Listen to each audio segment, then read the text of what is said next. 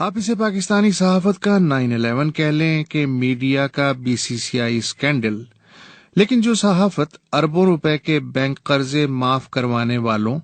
Cooperative societies scandal میں ہزاروں لوگوں کی جمع پونجی ڈبونے والوں، انویسٹمنٹ کمپنیوں کے ہاتھوں اپنی ماؤں کی چوڑیاں اور بیٹیوں کا جہیز لٹوانے والوں، ڈبل شاہوں کے ہاتھوں 15 دن میں رقم دگنی کرانے کی اندھی لالچ اور بلا سود اسلامی سرمایہ کاری کے نام پہ چند دنیا پرست قاریوں اور مفتیوں کے نام پہ دھوکہ دینے والی مداربہ کمپنیوں کو برداشت کر گئی، وہ ایگزیکٹ اسکینڈل بھی لسی سمجھ کے پی جاتی اگر اس کے ساتھ بولڈ ٹی وی پروجیکٹ نتھی نہ ہوتا۔ ہاں، کمزور قوانین اور کمزور قوت نافذہ کی حامل کمزور ریاست میں وہی ہوا جو ہونا چاہیے، پر جانے کیوں مجھے یقین ہے کہ تمام تر مشکوک پس منظر کے باوجود اگر بول چینل 6 مہینے پہلے ہی میدان میں اتار دیا جاتا تو اس وقت اسکرین پہ ویسی ہی جنگ عظیم دوم چھڑی ہوتی جیسی کتا خسی جیو بمقابلہ دیگر چینل ہو چکی ہے، اور پیمراؤ وزارت اطلاعات سمیت ہر کوئی حسب معمول غلیظ چھینٹوں سے کپڑے بچا رہا ہوتا۔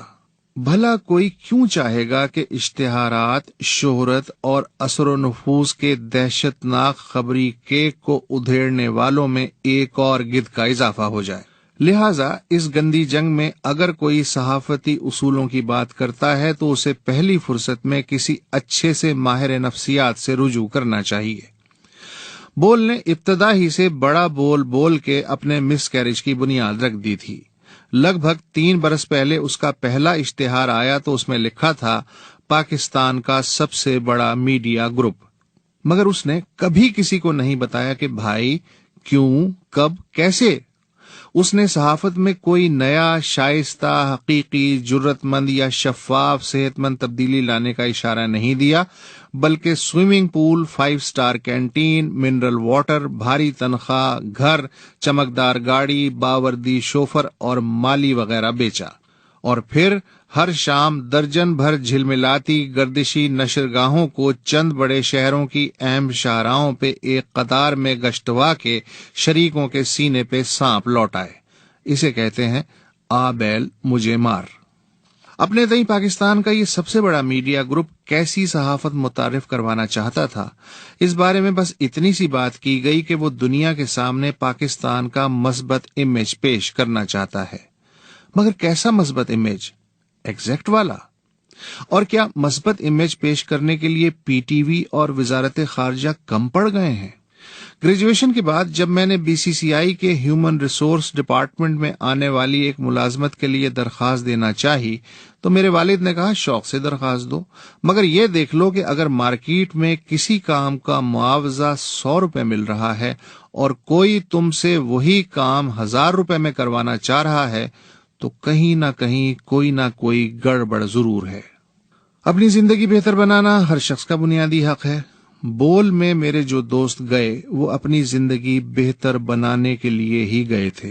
لہٰذا اس فیصلے کو کسی آئیڈیلزم میں لپیٹ کے نہ پیش کیا جائے۔ ہاں، مگر ٹائٹینک سے اترنے والا آخری شخص کپتان تھا۔ اس نے آخری وقت تک ان مسافروں کو بچانے کی کوشش کی جنہیں کمپنی نے یہ کہہ کے ٹکٹ بیچا تھا کہ ٹائٹینک دنیا کا سب سے محفوظ لگژری جہاز ہے، مگر بول کے لگژری لائنر سے سب سے پہلی چھلانگ کپتان اور اس کے عملے نے لگائی۔ اب وہ سینکڑوں مسافر کیا کریں کہ جنہیں سبز باغ تک پہنچانے کا وعدہ کیا گیا، مگر آنکھ کھلی تو وہ شدات کی جنت میں تھے۔ ہاں، اب میڈیا مالکان واپسی کا سفر اختیار کرنے والوں کی اکثریت کو ملازمت ضرور دیں گے، مگر اپنی شرائط پہ۔ بول کا مس کیریج کسی کے لیے بھی اچھی خبر نہیں، سوائے محنت کے خون پہ پلنے والے گدھوں کے۔ مگر اب اتنی سی بنتی ضرور ہے کہ انویسٹیگیٹو جرنلزم کے اسپیشلسٹ اپنے کانوں، ناک اور آنکھ پہ اندھا یقین کر کے ترم خانی بگھارنے کی بجائے